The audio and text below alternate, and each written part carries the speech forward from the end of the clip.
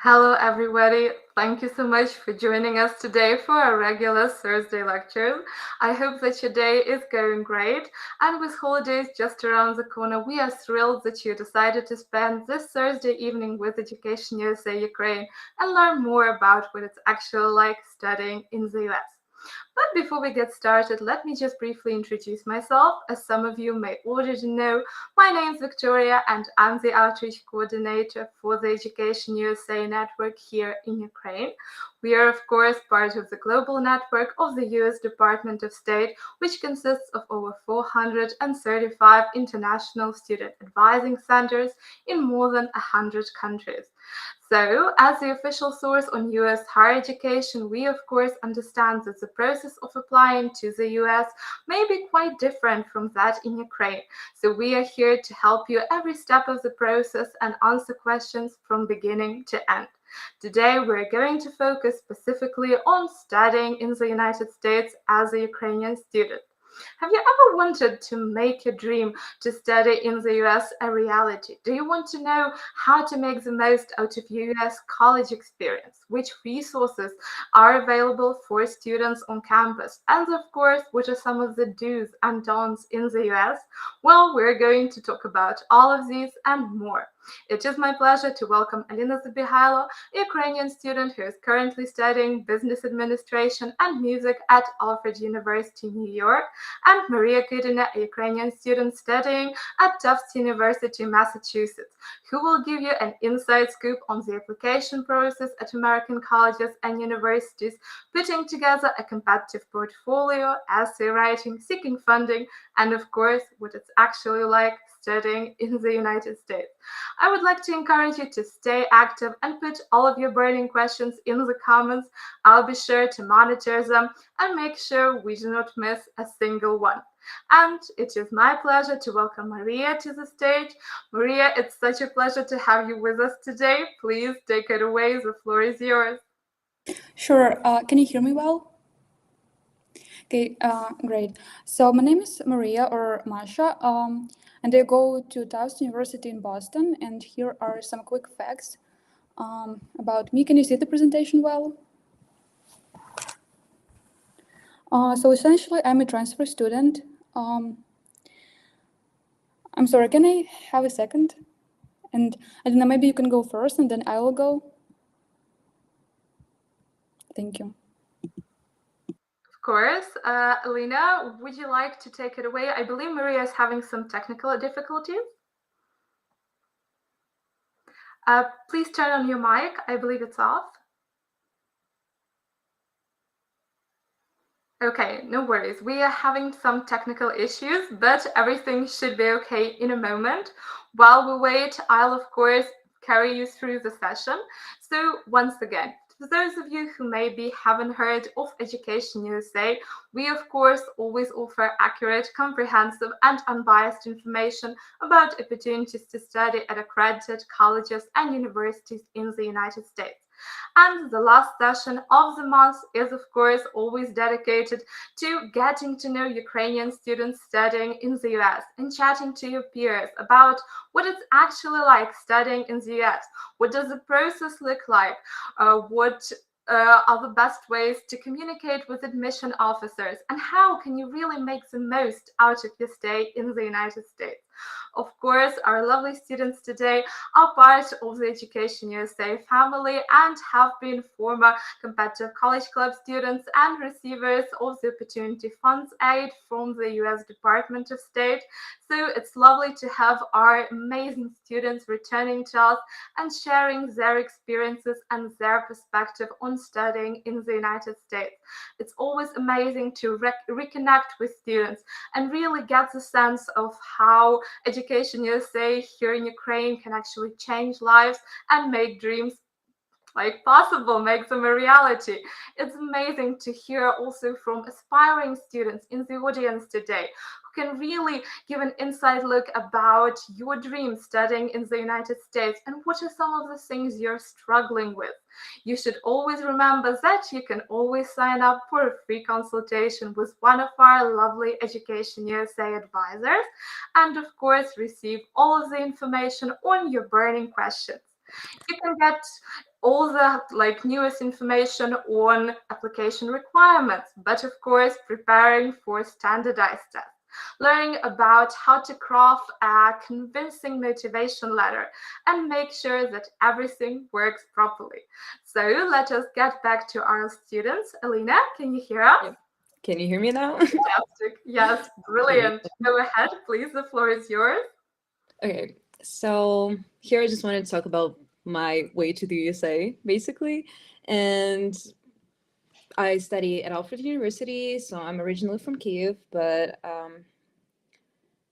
you can kind of see my background over here. So I'm from Kyiv, but I graduated my high school in 2021, and I took a gap year right after that. So I applied 2021, 2022 sort of situation, and I got all my decisions when the war started around this time. So it was like February, March, April. And now I study at Альфреда University. I'm class of 2026, so I'm technically a sophomore, but on paper I'm junior, and it's in Альфреда, New York.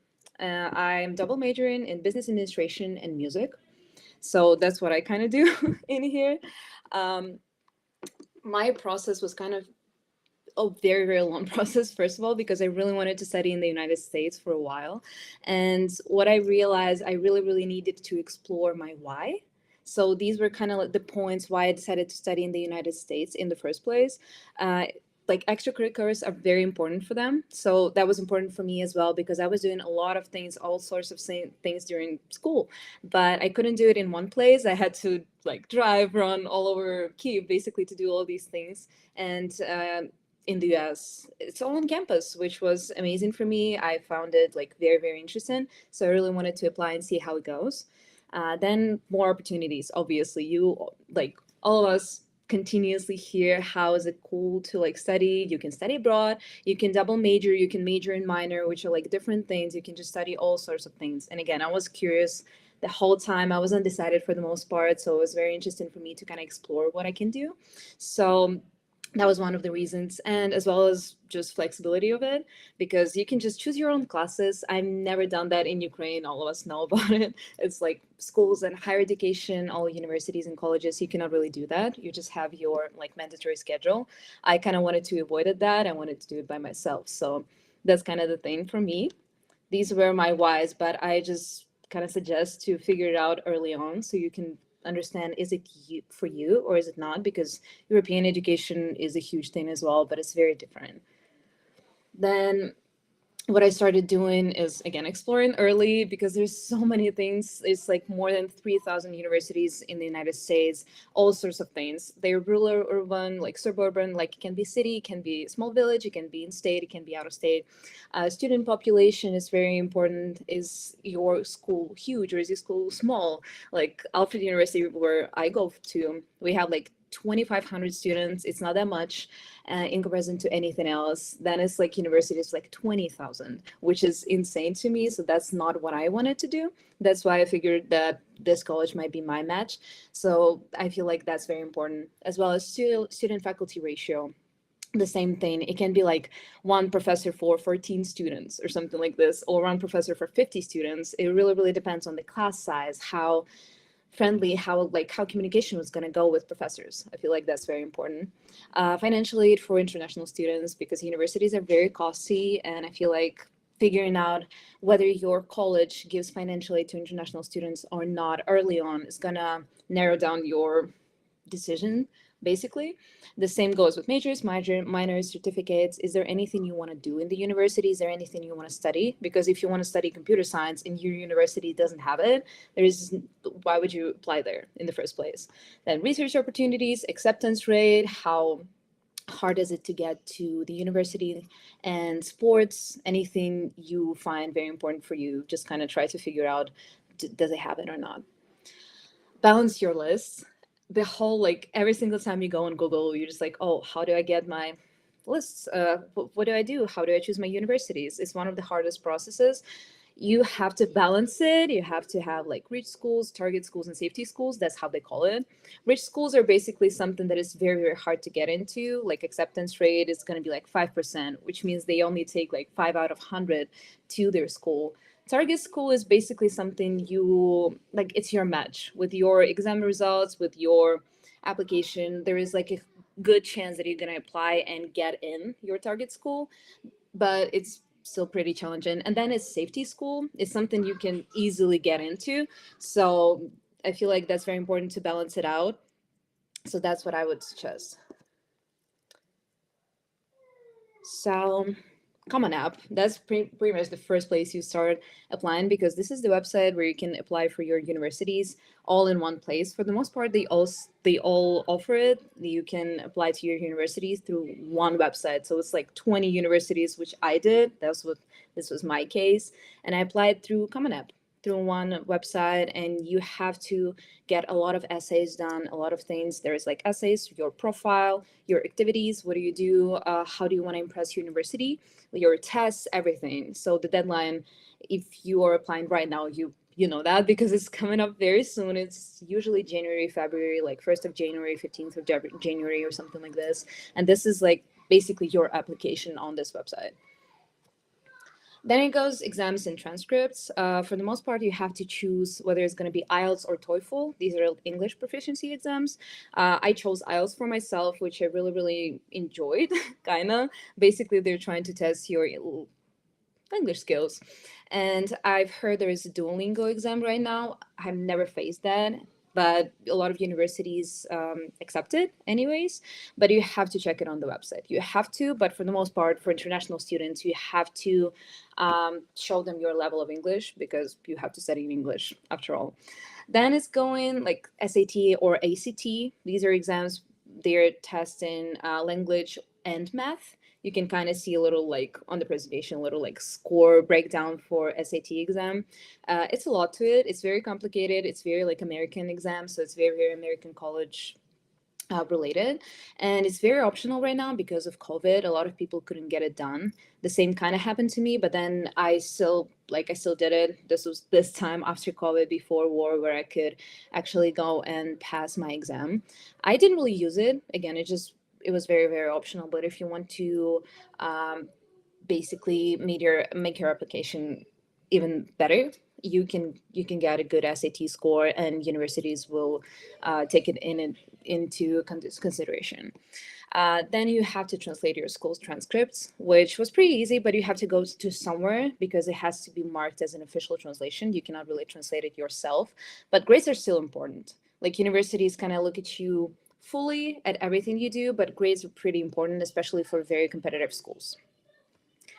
Then it goes letters of recommendation. For me, it was not a complicated part, but this part definitely takes time. So you have to do it in advance. You have to ask your teachers from school in advance, and you will have to find teachers who know you very well, because sometimes people find like these huge well-known teachers, but they don't really know you personally. So I feel like this letter of recommendation wouldn't really get any value for admissions office. So I would suggest personally to get someone who really can say something well about you and who knows you very, very personally, and you had like some projects with them or classes with them. You're just basically friends at this point, and you will have to translate all of it. For me, how it went, I went to my teachers, to my class teacher, to my English teacher, to one of our organizers for school, for all the projects, because I had very good connections with all of them. But I had to ask my English teacher to translate all of this, because it has to be translated by someone else, because usually you cannot really see what teacher wrote about you, because it's going to be like biased, and they don't really like that. And then they will have to have some sort of school email and log into Common App for recommenders. This is different Common App. You can kind of see the picture I found online for that, because teachers will see where you apply, and they will have to kind of like also answer different questions. So they will have to have someone who speaks English with them, which in my case was my English teacher from school. She helped my other teachers as well, which is very, very nice of her. Then when it comes to financial aid, obviously that's something you will have to pay attention to. So in the US, mostly it's need-based and merit scholarships. And need-based is according to your need. They will look at your profile and like CSS Profile, which I'm going to talk about a little later. And they will see how much money do you need to study. Or it can be merit scholarship, which is basically something according to your grades or some sports achievement or any sort of achievements, you can get merit scholarships. They're usually a little smaller, but they can be mixed as well, which is also my case. It's need-based and merit scholarships. And something I've noticed when I was researching, when I was applying, most state universities are cheaper, but they don't really give need-based financial aid for international students because the main difference between state and private universities is state universities have state budget and private universities, they have their own budget. And private universities, for the most part, they're more expensive, but they can get more financial aid because this is their money and they kind of choose what to do with it. This is the CSS profile. This is something you would have to get done for your financial aid, for need-based one.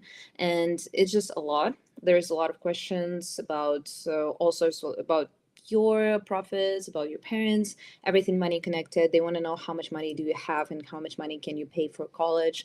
And that kind of, yeah, this is basically how they make a decision. And there is no other tip as being honest. Honestly, just be honest, because a lot of things people do, they lie about their like financial situation in CSS profile, but then university find out anyways. So it's not an ideal situation. So for the best result, I would say that just not lying and being honest, this is the best thing.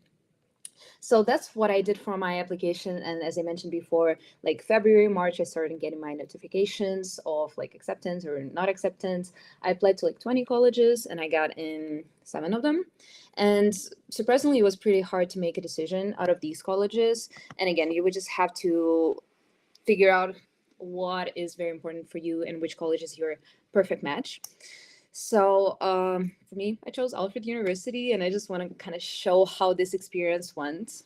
Just a bunch of pictures in here out of nowhere, but this is something I wanted to see as my experience. And what I expected from it was extracurriculars, opportunities, and flexibility, as I mentioned, right? And I feel like I got all of it. I really am not disappointed at all. Like, this is what I was expecting from educational system in the US. As you can see in the picture, there was a lot of sports. So I got to play tennis, which I really, really enjoy.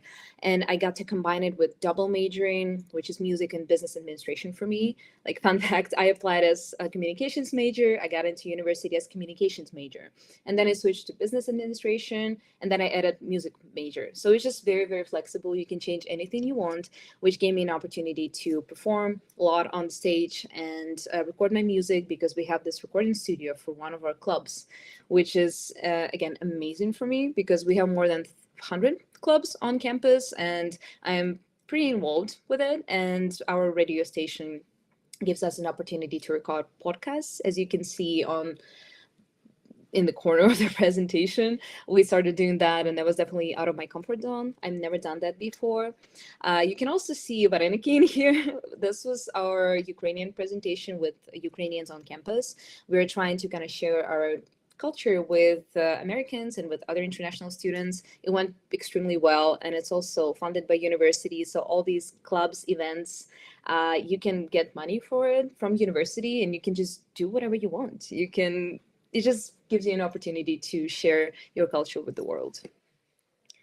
The same goes in here when it comes to opportunities and flexibility. We got to present a lot of things. I got to live in the house on campus, which you can also apply for. We got to see our first baseball game in DC, in Washington, and we got to travel there with the economics club to see all of our alumni from universities. We got to talk to a lot of people from business field, which I really, really enjoy as a business major. And we also went to Detroit this semester for business conference, which was amazing. I really, really enjoyed that. As well as this, you can see like a couple of events in here, which we did laser tag just on campus. We figured out all the systems. They had all the like toys for it, all this like machines you can pretty much set up for laser tag. And we just had this huge, amazing game, which again, I really enjoyed. We got to share all the gifts with people, giveaways and everything. And that's all the university did for us. And I feel like that was very, very valuable for me. I really, really enjoyed my experience so far, and a lot more to come. So that's kind of the presentation I got today. And if you have any questions, feel free to ask them. Thank you so much, Alina, for a fantastic presentation. I highly enjoyed it, and it was amazing to hear about your experience and some of the behind the scenes things about your application process and how everything went. So I would just like to encourage our viewers at home to please do not hesitate to reach out to us. We would be happy to hear from you and to respond to any of your questions. I actually have a question of my own, if you don't mind, and it's a rather general one. So, are there any pieces of advice you would like to share with aspiring students or something you wish you had known before applying to the US? Definitely trying to figure out what do you need, priorities, because I never knew how cool a small college is going to be for me. I really enjoy the class format. Like it's maybe like the maximum amount of people I have during my class is 30 people, which is basically school. But outside of that, it's like 10 people. It's very, very personal. Every professor knows your name. I know all of my professors personally. We talk outside of classes as well, which again, I feel like I didn't think about it that much before, but now I understand the value of it, which again, you just kind of have to figure it out on your own. And I feel like that's kind of my advice. Just start early. Don't postpone all of your applications till the last day because it's not going to go well. So, yeah. Thank you so much for your answer and for once again sharing your tips and tricks with the audience. I guess another question I often hear is about crafting motivation letters and what are some of the things to really keep in mind when starting your motivation letter. So do you have any advice on that? I think so. Again, I feel like I'm sharing a lot of like basic information. You can, if you're gonna just go on Google, you'll figure it out, you'll find it because there's so much information online. That's what I was kind of doing. And for letters, again, like everybody's suggesting, like be passionate, just be honest, be yourself. And I feel like this is the most valuable advice I can also get and I can also give. Because no one knows what gets you to the university. They never tell you, is it going to be your grades or is it going to be like sports or something else? And I feel like the letter was a huge part for me personally. It was definitely a long work, a lot of things to do. So just do that in advance, that's for sure. Just think it through, just sit down somewhere like during summer and just start writing it down because there's going to be like tens different like drafts, different ideas, and you have to figure out how to put it all together and show yourself to them. So I feel like that's probably the biggest one. And just don't be scared to ask questions. Don't be scared to ask questions to admissions office during some sort of like tours, online tours, or any communication with university. This is basically their job to answer. So I feel like that's just very valuable. Thank you so much for such an informative answer, and I do feel that we reiterate this every session, but just remember communication is key, and if you're struggling writing your motivation essay, you can always reach out to our wonderful EducationUSA advisors who will assist you and provide you with the resources that will help you really hone in on your main points and make your motivation essay shine. So let's just maybe go back to Maria. Maria, are you with us? Yes, I'm here. Can Fantastic. you hear me well? Okay, Yeah, good. wonderful. Yeah, could you please turn on the slides so they're here? Okay. So Alina, your presentation is amazing and it covers really a lot of like important aspects. So I want to go really into detail in terms of like applying as a first-year student.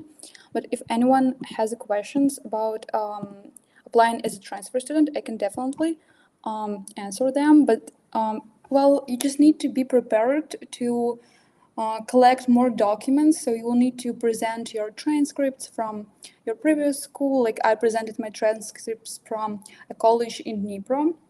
And then you also have to have the translations, and they need to be official for the most part. So it's either like a special agency who does that, or maybe your English teacher can do that. So the point is that it's like double checked and correct. And then if you are accepted, you will need to communicate with, like in my case, it was like Office of Global Studies, and you will need to answer a lot of questions like, what were your courses about? You will need to try to provide some additional description. So it might involve reaching out to your like previous faculty and talking to them, and also just I think it's a good idea to establish strong connections with the faculty in your Ukrainian institution, because it's really a work of collaboration to be a transfer student, to get accepted. But it also provides you some benefits in terms of graduating early. So in my case, this is my second year in the US, but I'm a third year student, so I'm a junior. So basically I get to graduate early. And for me, that means that I won't need to apply for financial aid for first time. So it's less stressful. And talking more about the financial aid, let me find a slide about that.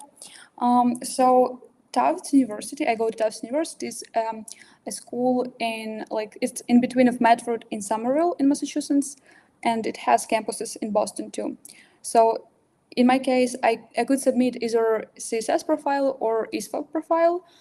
Basically, the difference is that ESFOP Profile is for free. You just basically fill in a PDF document and send it, so you don't need to pay. Tufts is very flexible in terms of these things. And then you may need to provide additional documentation, like income statements of your parents, tax returns, and things like that. For us, it's not tax return, but just taxes paid. And all of that should be stated in the income certificate of your parents. And then once you are granted the aid, you will need to reapply for it in most cases every year if it's a financial need-based aid. In terms of merit scholarships, Tufts doesn't really provide those, and there are some schools who also provide only financial need-based aid. So you really have to research and see what kind of opportunities are there. But with the schools that provide need-based financial aid, sometimes they guarantee 100% coverage of your need. So they don't have merit scholarship, but then they promise you that if you are accepted, you will have the resources to attend. So this is an interesting thing, but those schools are typically highly competitive. So you need to work hard on not only on your grades, but also on creating a personal story that is very compelling and interesting. And I think in my case, the main hook or the main interesting thing, the main feature was my portfolio, because I'm a studio art major, and providing a portfolio, it's optional for first-year students, but then if you apply as a transfer student, you have to provide a portfolio if you are trying to get into a specific program. And I was trying to get into a specific program. It was Bachelor of Fine Arts program. And also in terms of Tufts, and I'm sure that other schools also have this as a resource, to create a strong portfolio, you can actually connect with someone from the admissions office or directly from the art department and go over your works with them, basically via Zoom. I think that would work, and talk about the pieces that are the most suitable for their school, and then submit those pieces, because that's what I did, and I think it really helped. And this was not an opportunity that was advertised anywhere. I had to really scroll through the website and find it in some hidden corner of it. So I would say, even if you're not studying art or not planning to study art, just look for the opportunities to connect with the people from the school, because in that way you will get a better grasp of what they want to see in their future applicants, if that makes sense. And also some of the schools, they look into how much engagement you have with them before applying or within the application process. So this is just an interesting thing to think of. Then if you want to get a full financial aid or a solid scholarship, you probably will need to be prepared to have some patience and time to maybe reapply during a couple of years. Because in my case, in my first year of applying, I got into a few schools, but I didn't receive full financial aid from any of them. So I was like, okay, well, I will try once again. And I found a part-time job and took a year, a gap year, a year off basically from school. And I applied one more time. And this time I was accepted to Tufts and a few other schools. It says here Bard Berlin College, and American University in Paris. So I just think it's interesting because sometimes there is luck involved, because in terms of Tufts, first year I was deferred and then rejected, and the next year I was accepted with full financial aid. So you have to understand that it's a complex thing, and like even for American students, it is hard to get any sort of funding for their studies. So there is a slide with a little bit more of information about Tufts. So this is a larger school. It's not a small one. So in case of Alina, she has like 250 students on campus. Is that correct? It's 2,500, so 2,000. Oh, 2,500. Yeah. Oh no, then the size is kind of similar, I feel like. So yeah, it's not such a large school as probably Berkeley, for example. It's not 60,000 of people, but it's still kind of large, and it's enough people for you to find your like group of friends, because there are obviously a lot of people with different interests. Yeah, but it's also small enough to have those small classes where you can build the connections with people and stuff like that. But it also depends on the department. So if you are considering Tufts, it's good to know that classes that are like related to basically any major that is not art are large. So many of them are like 60 people, like 30 people, or even maybe 200 people. And then at SMFA, which is like my department, we have classes that are 10 people or 15 people, and they are really nice. So I really enjoy those classes because you get this kind of engagement with your professors, with other students, and when the classes are like super big, it's not as interactive, but then you can have maybe a professor with a more well-known name, or you get more freedom in terms of you don't need to prepare as thoroughly as in case of like small classes. And I also think that one of the good things about like one of the reasons why I got accepted to Tufts was that I really did like a solid job of finding a school that would be a perfect match, because I really wanted to study art. I could explain why I want to study art, and SMFA Tufts has amazing resources for that, and they are really interested in finding people with different artistic backgrounds. So the art that we study in Ukraine, it's like more traditional, oil painting, maybe drawing, and it's something new and original for the US, because their focus is more on new creative techniques. It's not about like creating a beautiful picture. It's more about expression of ideas, and here it's the opposite. So that's why they like their admissions may be drawn to this stuff. Yeah, I have a slide with like more detailed information about financial aid. So this is an example of how Tufts gives financial aid. So you can see here that I have like a separate grant for insurance, a separate grant for SMFA, so basically for studying art, and then like additional taxable international grant, because if you receive an amount of money that covers like both your tuition and room and board, then it's like typically a large sum and you would need to pay tax for that.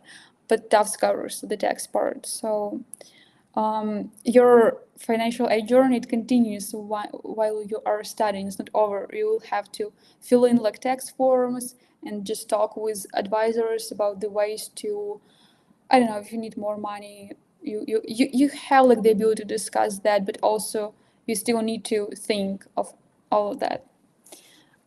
Yeah, and I also have Tufts work study, which means that I can work on campus. It's up to 20 hours per week.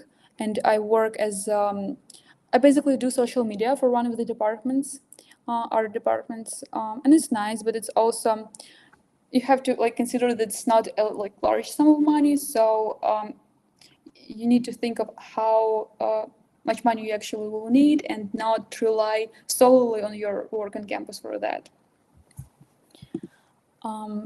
Okay, so these are some like random pictures from this fall semester.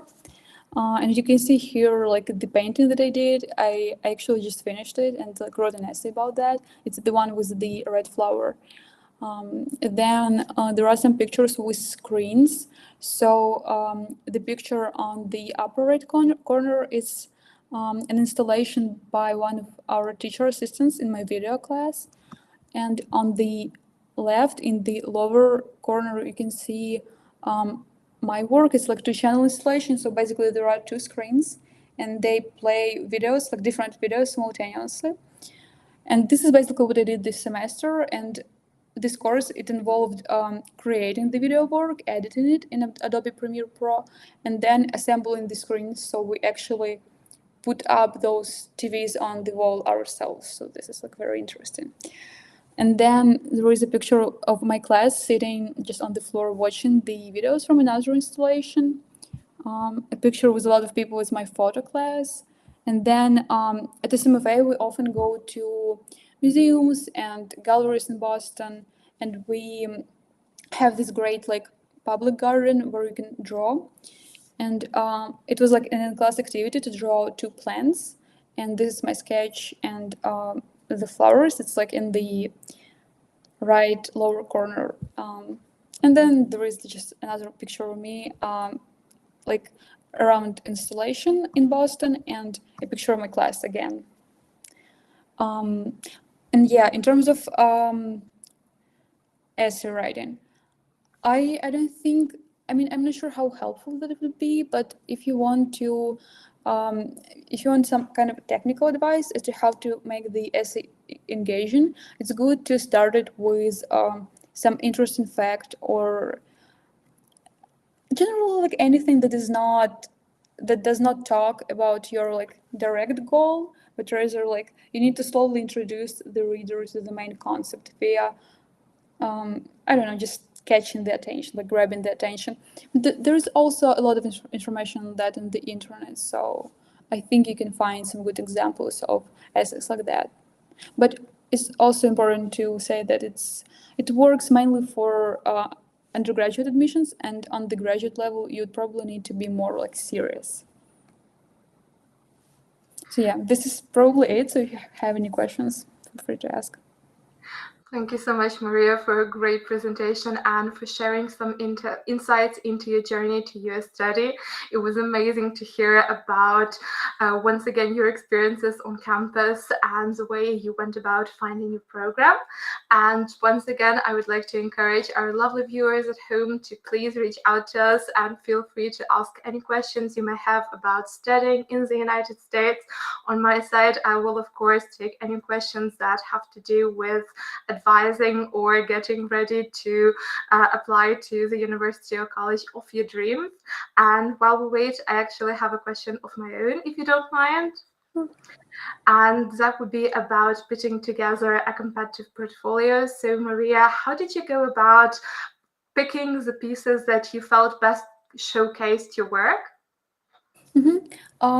So some of these schools, they have requirements for their portfolio, so you can actually go to like the admissions website and see like we need a drawing, like we need a portrait drawing, we need a painting of landscape and like a video, and then you just go according to the guidelines. But then some schools will give you like the option of choosing your own work, and here I'd say if you have an opportunity to connect with faculty from the school, you should do that and just ask them what kind of art are they looking for, and it would be a good idea to collect your like photographs of your work in like a folder, like everything that you have, or like a representation of every style you work in, and then show it to that professor, and then they can say to you something like, well, this is good, this is something that we would be interested in, and this is something that we see all of the time. So for example, like still lifes and landscapes at Tufts, they told me that like we see that all of the time, so you should include this painting of women in traditional Ukrainian clothes. And I did that, and I think that this is really something that caught their attention. And also, if you have like an opportunity to either like apply with a portfolio or apply without it, I'd say it's better to apply with a portfolio, because this is something that will make you stand out from like a ton of like applicants that only have text in their profile. Thank you so much for sharing some great advice and for talking about your perspective on putting together an effective portfolio.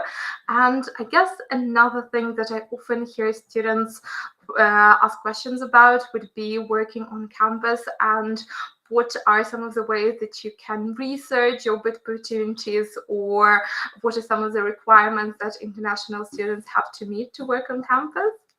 Yeah, definitely. So I can only talk from a perspective of a student who has like full financial aid with work and study granted, but I think generally every international student probably will have an opportunity to work on campus. So there is a website called Handshake, and you can like log into that using your school credentials, and then you will see the opportunities that you have to work on campus, and you should filter it by like working on a campus specifically, because sometimes it shows you just like random places to work around Boston in my case, and that wouldn't work because I'd need to have authorization for that. But basically, if you found like this position on campus, you applied and you were accepted, you just go to like your school's office that manages this process, and you bring in some of the documents. It's nothing crazy. I don't remember what was that exactly, but it was nothing like. And then you start working, and you also you should get a social security number after you start earning some money. And then you should really be in touch with your school regarding paying taxes, because during the tax paying period, they will send you a V8 form, or like I don't remember the name of that exactly, but they will send you some documents, and you will need to include that info from the documents in your tax return. And every international student has to fill in one, even if you're not working on campus. So it's just good to know. And just like a tip, or like just a random fact, typically large universities have like a lot of dining jobs available. So even if you are not able to find a job which is like, I don't know, like helping in admissions or managing Instagram accounts, you will probably be able to find something like in your dining hall or in a library. Those are like very popular positions, and sometimes people will reach out to you directly and ask if you want to work in a dining hall. So. Thank you for such an informative answer and for sharing some great advice. Alina, would you maybe like to add anything from your experience? I guess so. Dining halls and libraries, definitely the same thing with us. Yeah. These are very popular, like extremely popular. But I'm just on student visa, so I don't have a work study, but you can work up till 20 hours per week. And the same thing goes with us. We have handshakes, so I feel like that's very kind of all American sort of experience. You just kind of sign in, and that's it. And you can work either in admissions office or anywhere like arts related, social media. Like I feel like it's very open. It's sometimes it can get competitive, especially with like libraries, because you don't really have to do anything necessarily. But outside of that,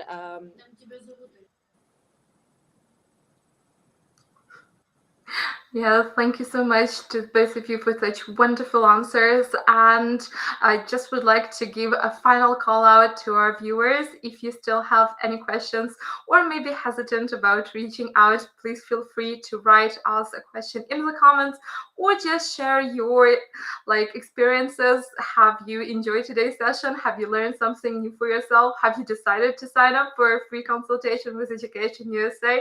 We would love to hear from you. And I guess a final question on my side would be one about housing. So I know a lot of Ukrainian students struggle to find places to live on campus, so in student dorm rooms. Have you had that experience, or do you maybe live outside of campus? I live on campus, but it's a competitive thing at Tufts. So it depends on your year. Basically, we have this 2-year requirement when you have to live in campus. So then you will be provided this housing, and you will be provided it randomly. So admissions will decide Rise Life will decide where you will live and with whom. But then after you are in your 3rd or 4th year, it gets really competitive with campus housing.